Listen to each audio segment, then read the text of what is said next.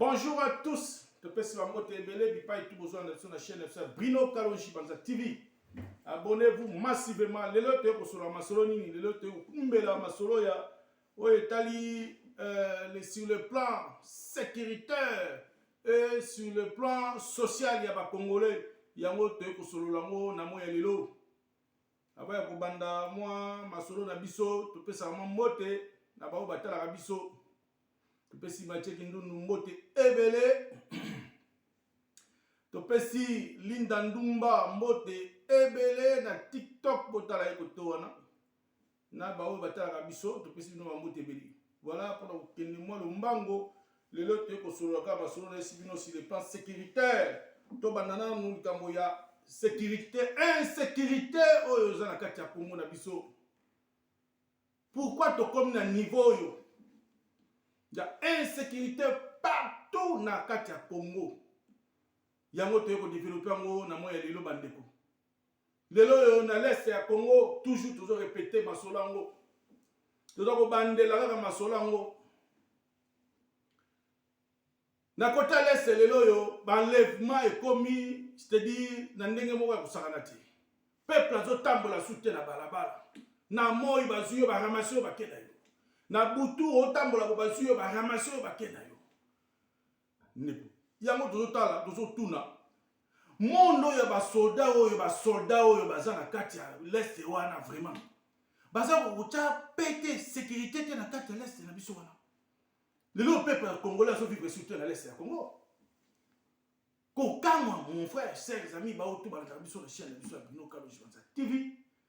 Bande qu'on a laissé à Congo le loyo massacre commis pur na kati RD Congo. Bondi melanga makamna zolo ba le loyo. Eza elokutate, c'est du vrai. Le peuple congolais parti à l'est la biso le loyo. C'est-à-dire ba mona yote peuple. Pour ne teka monde au monde la journée boye, au monde belé ba soldats mais sécurité zati. Osali ba course ya mbang par nanda ngongo pesa te misale ezate ça dit chaos sur chaos to yebite mokonza mboka oyo babengi Félix Tshisekedi Tshilombo nini azo kosala pona Congo. Nous demandons à Tshilombo, président de la République, pourquoi vous avez la pété na kati à l'est ya Congo. Tebisaki yo ba soldat oyo koko benda oyo ya ba Ougandais bazaka ka eloko moko malgré tout ba ye wala pona ba travaux na bango bazaka sala pona banzela nyo surtout bazo sala ba construction bazo sala wana pona banzela ya minene ya frontière entre Ouganda Congo mais ça tient pas et kosimba te ça colle pas. Lukela biso ba soldat bangolais pona ko lukala paix na kati ya l'est wana. Pourquoi olingi ko memela biso ba soldat wa étranger te lokola na Angola wana? Ba soldat angolais, ba soldat égyptien, oyo balobaka anglais te, balobaka Kiswahili te, la biso côté wana. C'est-à-dire qui me vous à la côté wana. Mais tant que vous la biso ba soldat wana te, mais vous allez passer. Yango toujours belela vraiment na ba autorité ya mboka. Bon, mais quand vous avez une solution, na kata parti à l'est wana. C'est-à-dire tokoko loba, tokoko va na kinyate. À chaque fois to répéter car solo moko, information moko, à chaque jour, tokolemba pété. C'est notre pays. Tokolemba jamais pour la relever la l'est et Congo. Toko fatigué jamais pour la dénoncer tout ce qui se passe au Congo. Surtout dans l'est et Congo. Toko zangi sata liloba moko donc jour au jour tozo la muka tozo ba bande ko na biso vana na lese ba musu baza ko ya makelele lao oh non lese ya Congo eza na kimia oh lese ya Congo po ba beti ba tout éviter soki mitu na bango za ko sala malamu soki balanda ka information na ba sens nini oyo biso tozo zwa donc ça dit bango bazo mona ngoti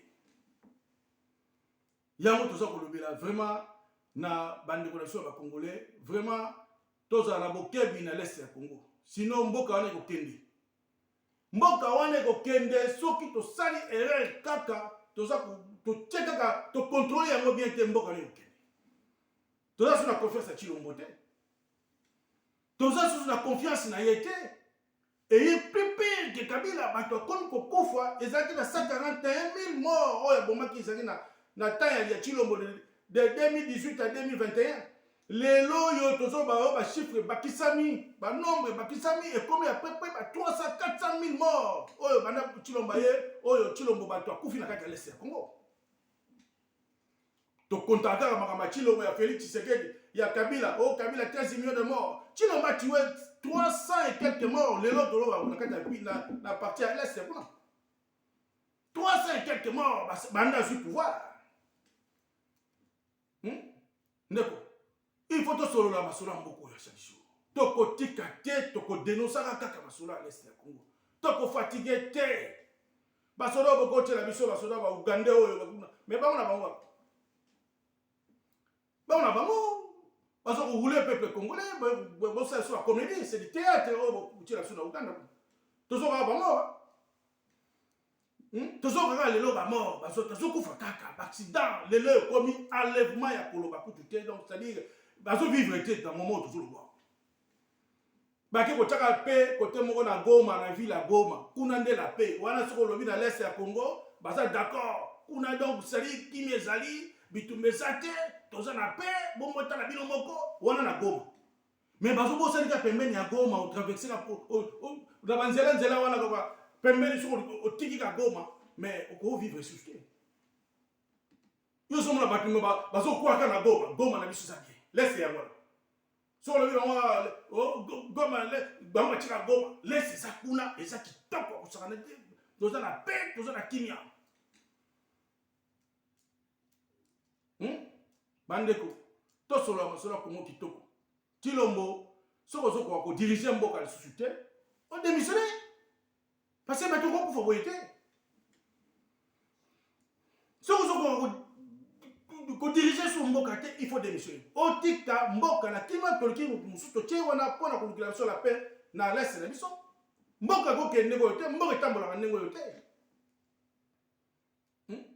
lukila sur la paix lukila sur la paix Chilombo lo tozo senga na yo la paix insécurité totale na kati ya l'Est ya Congo bato ko vivre ndengo na sute donc soko ko voyager na ba to bazo ke na voyage bazo ke suki na Goma kuna sadai ba militaire nyoso étranger bazawa yebisaka ba guerre osala nini ba sécuriser kaka na Goma j'étais na kaka na Goma ba ville wana nyoso to etikali insécurité totale l'invité basodo bazo ko diriger o bazo ko kengela peuple na éviter basodo ya nini bato bazo kufa oye vraiment kaka l'armée FARDC ça comment makasi FARDC ça comment na contre FARDC l'armée le plus puissant FARDC toujours comme parfois mais les gens morts bato bazo kufa kaka de jour au jour bandeko toko solo na monde nini voilà to ko solo la pona problème ya insécurité na kata Congo même na kata capitale ya Kinshasa toujours tanga na l'Est même na kata capitale na kata Kinshasa lelo ba enlèvement komi ya kosakana te na kata Kinshasa même lelo toujours ba et pas ibango bazali ba ministre ba konzi ba gouvernement ni sali kuna ba komi ko ramasser le peuple donc sali ba mona yote na butu à partir à 20h et tu es mort moko ni tambola ni ngota mboka nini tambola ndengo wana vraiment enlèvement partout bato ko ça sur la kimiate Chilombo na mar lukela biso la paix toujours ko senga lukela biso la paix on a marre on est fatigué de ça Chilombo likambo enlèvement oyo tozo beta 7 tozo beta tangwa Chilombo faut finir comme enlèvement la kata capitale bon na peuple za na kimia ti na kata capitale za son mingi vraiment c'est la honte. C'est la honte. Voilà où tu kumbela masolo sur le plan sécuritaire zako tango na kata Congo na biso vraiment kimi ça suscité la paix ça que ça passe na mawa to éviter lobby ya kosala ba discours na lobby Félix Tshisekedi ko sangisa ba deux chambres ya parlement surtout Sénat na député l'Assemblée nationale to éviter ni promesse ni na komemela biso lobby oya ko kumbela peuple lobby to éviter tous on a besoin de sous la promesse, tous on a besoin d'action pour la paix. Tant que la paix est atteinte, il faut marcher ça. Voilà, deuxième sujet, la toujours taquer sur le plan social. Ça, c'est la mort encore. Plus grave même. Si j'envoie un mot à mon sur le bas, quand il n'y a pas la paix, nous sommes au marché.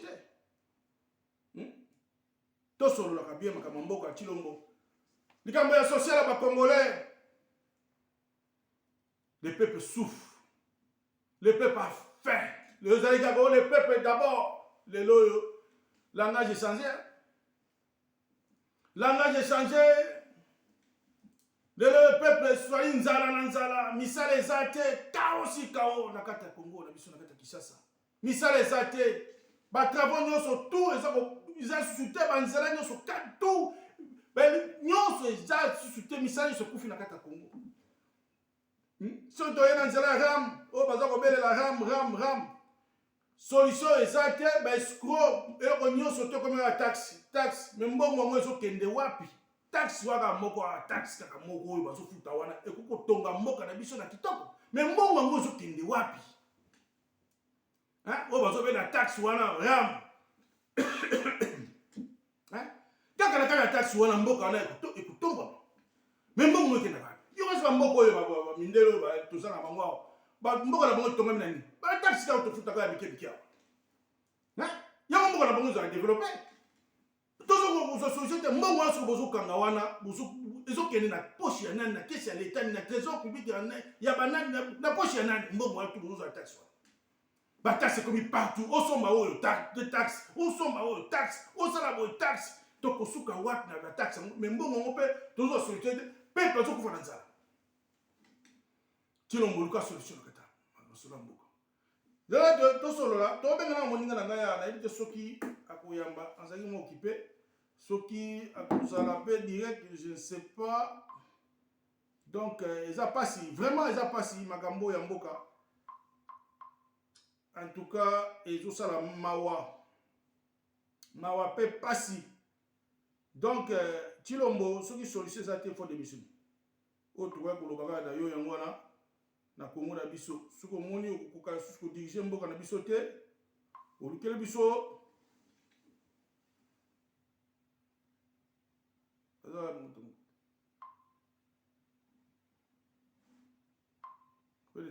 donc voilà yambite tozo continuer émission na biso motango za to ko kusala moi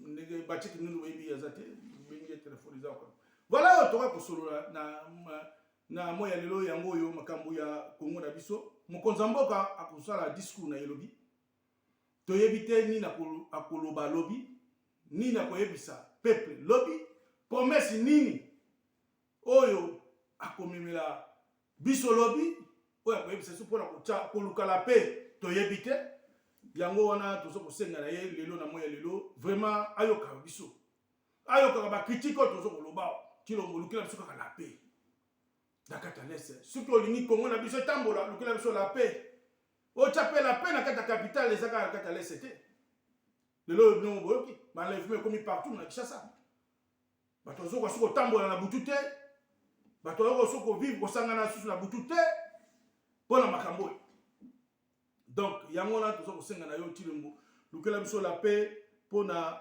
kimia ya ba congolais nyoso tout vraiment isa na ba o tout bazo ko ya étranger bazo ko ya la mboka na biso il faut la paix ça yango tozo ko beta tango ya Tshilombo soki okoki ko diriger mboka na biso lisusu te Tshilombo luka osenga démission parce que nan to mona balèvement boyete lelo likambo te kolobela kaka likambo insécurité na kati ya Congo eza sous na l'est ezaka na l'est ezaka na kati ya capitale aussi partout qui les a soutenus na Congolais lukila biso ka la paix Tshilombo voilà le tozo ko senga yango wana voilà oyo tokai koloba na moya lelo pona masolo ya mboka boyebi bien que Congo na biso zo tambola ndenge wana to continuer ko soutenir gouvernement pour le Congo et avancer parce que surtout soutenir bango pété tozaka na paso donc to tapwa to soutenir gouvernement to soutenir FARDC na biso ba que la biso même la paix n'importe que la paix na kati ya l'est Congo hein sur la paix ça tende ko ngai ba congolais tozaka na c'est-à-dire mort, c'est-à-dire ba mort comment le kola to éviter ne to ko lobela hein son pesa pour na muta éviter vraiment micro ya nga yo na éviter ba tinyo so so bia wa nyoso tout ba timo ko tezo ko fonctionner malama allô donc ça va passer son ça malonga te makamnyo so ka mukulu nyoso ka chilombo ka Félix hein. Voilà un message to kumbela lelo na moi lelo to pesi no mbote otali vidéo kabola ndeko to suki pona mkwalelo awa to mone na bino mbala sima ciao ciao.